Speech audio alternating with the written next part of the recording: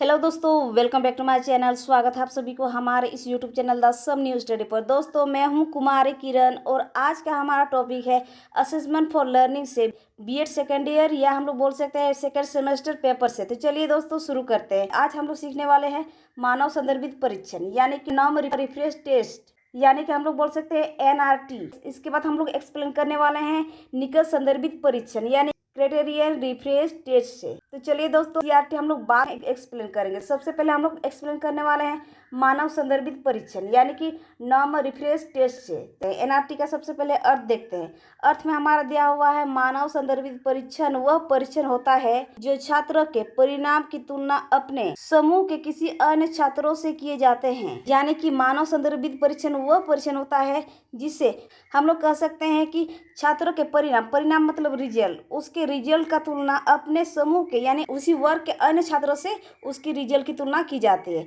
चलिए दोस्तों नेक्स्ट देखते हैं। यहाँ हमारा दिया हुआ मानव संदर्भित परीक्षण के द्वारा छात्रों का मूल्यांकन किया जाता है। मानव संदर्भित परीक्षण में अंकों का उपयोग कर छात्रों की प्रगति का उनके सहकर्मी समूह के अन्य लोगों के लिए किया जाता है। यानी कि हम लोग कह सकते हैं मानव संदर्भित परीक्षण के द्वारा ही छात्रों की प्रगति का तुलना उसके सहकर्मी समूह यानी कि उसी के साथ पढ़ने वाले बच्चे यानी हम लोग कह सकते हैं एक ही क्लास के बच्चे से यानी उसी क्लास के बच्चों के साथ तुलना की जाता है। तो चलिए दोस्तों नेक्स्ट देखते हैं। जैसे में हमारा दिया हुआ है यदि 8वीं कक्षा का कोई छात्र 90% स्कोर करता है तो हम कह सकते हैं कि वह अपने अधिकांश साथियों की तुलना में बेहतर प्रदर्शन कर रहा है। हम लोग मान के चलेंगे 8वीं कक्षा का कोई छात्र है जो 90% स्कोर करता है यानी कि उस बच्चे का टेस्ट में अगर 90% यानी कि 90% उसका स्कोर आता है तो हम लोग कह सकते हैं कि वो अपने क्लास के बच्चे से वो कुछ अच्छे प्रदर्शन कर रहे हैं यानी बेहतर परफॉर्मेंस कर रहे हैं। यानी कि उसको उस प्रश्नों के उत्तर के बारे में उसको जानकारी थी तभी टेस्ट के प्रश्नों को वो अच्छी तरह से जानते थे यानी समझ पाते थे,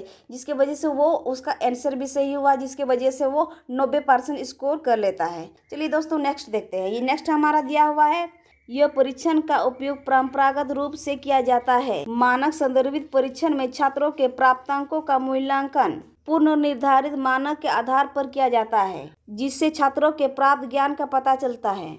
कहने का तात्पर्य यह है कि ये परंपरागत रूप से चली आ रही है यानी कि हम लोग बोल सकते हैं ये सदियों से चली आ रही है। जब भी बच्चे को टेस्ट दिया जाता है या टेस्ट का एग्जाम होता है या कोई भी एग्जाम होता है तो सबसे पहले क्वेश्चन पेपर में हमारा ऑलरेडी दिया हुआ रहता है कि इतना क्वेश्चन को हल करना है और किस क्वेश्चन में कितना नंबर हमें मिल सकती है। यानी कि हम लोग कह सकते हैं छात्रों को पता चल जाता है कि कौन से क्वेश्चन में कितना नंबर दिया हुआ है यानी कि उसी हिसाब से वो हल करेंगे। यानी कि हम लोग बोल सकते हैं उसके हल करने के तरीके से हम लोग को पता चल जाता है कि वो बच्चे पढ़ने में किस तरह है। नेक्स्ट पॉइंट हमारा दिया हुआ है यह परीक्षण अध्यापक विद्यालय विश्वविद्यालय आदि शिक्षण संस्था में किया जाता है। अध्यापक छात्रों को प्रश्न देते हैं और छात्र उनमें से कितने प्रश्नों का उत्तर सही दिया है उसकी जानकारी मानव संदर्भित परीक्षण द्वारा किया जाता है। यानी कि हम लोग बोल सकते हैं सभी शिक्षण संस्थाओं में अध्यापक सबसे पहले अपने छात्रों को प्रश्न देते हैं और छात्र उनमें से कितने प्रश्नों का उत्तर सही कर पाता है यानी सही लिख पाता है उसकी जानकारी यानी कि हम लोग बोल सकते हैं उसकी जानकारी हमें नाम रिफ्रेश टेस्ट से हमें पता चल जाती है। यानी कि हम लोग को इसकी जानकारी हम लोग को मानव संदर्भित परीक्षण द्वारा हम लोग को पता चल जाता है। उदाहरण में हमारा दिया हुआ यदि कोई छात्र 10 प्रश्नों में से 7 प्रश्नों का उत्तर सही दिया तो यह सूचना मानव संदर्भित परीक्षण कहलाता है। चलिए हम लोग इसी उदाहरण से हम लोग कुछ सीखते हैं। इसी उदाहरण से थोड़ा सा हम लोग सीख लेते हैं। चलिए हम लोग मान के चलते हैं ये 10 क्वेश्चन हमारा टीचर बच्चे को दे रहे हैं। 10 क्वेश्चन में से अगर कोई बच्चा अगर 7 क्वेश्चन सॉल्व कर पा रहे हैं वो भी सही उनमें से हमारा बच रहा है 3 क्वेश्चन जो है वो बनाया नहीं है। यानी कि ये 7 क्वेश्चन कैसे बनाए यानी हम लोग बोल सकते हैं इस 10 क्वेश्चन में से 7 क्वेश्चन हल करने का मतलब क्या है यानी कि उसको सापेक्ष रूप से पता था इस क्वेश्चन का आंसर तभी वो 7 क्वेश्चन बना दिए हैं। यानी कि हम लोग बोल सकते हैं कि 10 में से 7 क्वेश्चन बना लिया क्योंकि उस क्वेश्चन के बारे में उसको सापेक्ष रूप से पता था तभी वो 7 क्वेश्चन को हल कर पाया। यानी कि इस क्वेश्चन हल ना कर पाने का मतलब क्या है दोस्तों, इस क्वेश्चन को हल ना करने का मतलब यही है कि उसको इसके बारे में कोई जानकारी ही नहीं थी यानी कि वो क्वेश्चन के बारे में वो उसको पता ही नहीं था, उस क्वेश्चन के बारे में उस बच्चे को जानकारी ही नहीं थी जिसके वजह से वो 3 क्वेश्चन को छोड़ दिए। यानी जो छोड़ दिए उसको हम साफ शब्दों में बोले तो हम लोग कह सकते हैं कि उनको ये 3 क्वेश्चन के बारे में उसको जानकारी नहीं थी यानी कि हम लोग बोल सकते हैं उसको सापेक्ष रूप से पता नहीं था। दोस्तों ये हमारा यहाँ पर हम लोग थोड़ा सा देख लेते हैं। यहाँ पर हम लोग समझेंगे ये हमारा आएगा, ये 7 क्वेश्चन जो सापेक्ष रूप से हमारा हो पाया था, यानी कि वो क्वेश्चन सापेक्ष रूप से हल कर पाया, तो वो हमारा आएगा NRT की कैटेगरी में। और ये हमारा जो सापेक्ष रूप से नहीं हो पाया है, जो हमारा सापेक्ष रूप से नहीं हो पाया है, वो हमारा आ जाएगा CRT में। यानी कि हम लोग बोल सकते हैं इसका एक्सप्लेन हम लोग नहीं किए हैं, करने वाले हैं क्राइटेरियन रिफरेंस टेस्ट से। नेक्स्ट पॉइंट में हमारा दिया हुआ है, जिससे यह पता चलता है कि छात्र विशेष न अन्य छात्रों की तुलना में कितना ज्ञान अर्जित कर पाते हैं। मानव संदर्भित परीक्षण में छात्रों की अधिगम सफलता का मूल्यांकन सापेक्षिक रूप से किया जाता है। दोस्तों अभी हम लोग उदाहरण में हम लोग थोड़ा बहुत हम लोग सीख लिए हैं सापेक्षिक रूप क्या होता है। सरल शब्दों में बोले तो हम लोग बोल सकते हैं वो अच्छे स्कोर किए हुए बच्चे अपने क्लास के बच्चों में से वो कितना अंक लेकर आते हैं, उसके अंकों से, यानी कि हम लोग बोल सकते हैं जो बच्चे अच्छा से तैयारी किए हैं वो दूसरे बच्चे से, यानी जो अच्छे से तैयारी नहीं कर पाए हैं, यानी कि अच्छे से एग्जाम को नहीं लिख पाए हैं, उससे यानी कि हम लोग को पता चल जाएगा कि उसका स्टडी के प्रति कितना फोकस है। हम लोग बोल सकते हैं मानव संदर्भित परीक्षण में छात्रों के अधिगम सफलता सापेक्ष रूप से मूल्यांकन हो जाता है।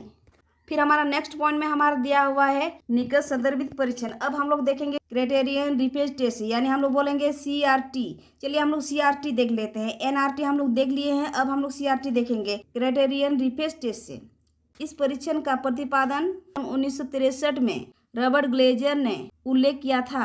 ग्लेजर ने कहा था निकट संदर्भित परीक्षण के द्वारा किसी छात्र के निरपेक्ष स्थिति एब्सोल्यूट स्टैंडर्ड ऑफ क्वालिटी के ज्ञान का पता चलता है। यानी कि हम लोग बोल सकते हैं क्राइटेरियन रिफरेंस टेस्ट से हम लोग को पता चल जाता है। चलिए दोस्तों नेक्स्ट हमारा दिया हुआ है निकट संदर्भित परीक्षण में बच्चों को पहले से यह जानकारी होता है कि हमें परीक्षा में पास होने के लिए कितने % अंक लाने होते हैं। किसी भी लेवल का एग्जाम हो, सबसे पहले उसका फुल मार्क्स भी दिया होता है, इसके बाद पासिंग नंबर भी हमारे साथ में दिया हुआ रहता है। यानी कि हम लोग बोल सकते हैं क्राइटेरियन रिफरेंस टेस्ट से बच्चे को पहले ही पता चल जाता है, यानी कि उसकी जानकारी पहले ही बच्चे को हो जाती है कि वो उसको परीक्षा में पास होने के लिए कितने नंबर की जरूरत है, और स्टडी करने लगते हैं ताकि वो परीक्षा में पास हो सके, यानी कि हम लोग को बोल सकते हैं टेस्ट में पास हो सके। नेक्स्ट पॉइंट हमारा दिया हुआ है दोस्तों, जैसे में हमारा दिया हुआ है किसी विद्यालय में प्रवेश हेतु विद्यालय को कट पॉइंट निश्चित करते हैं और उस विद्यालय में प्रवेश के लिए केवल उन्हीं छात्रों को प्रवेश के लिए योग्यता समझा जाता है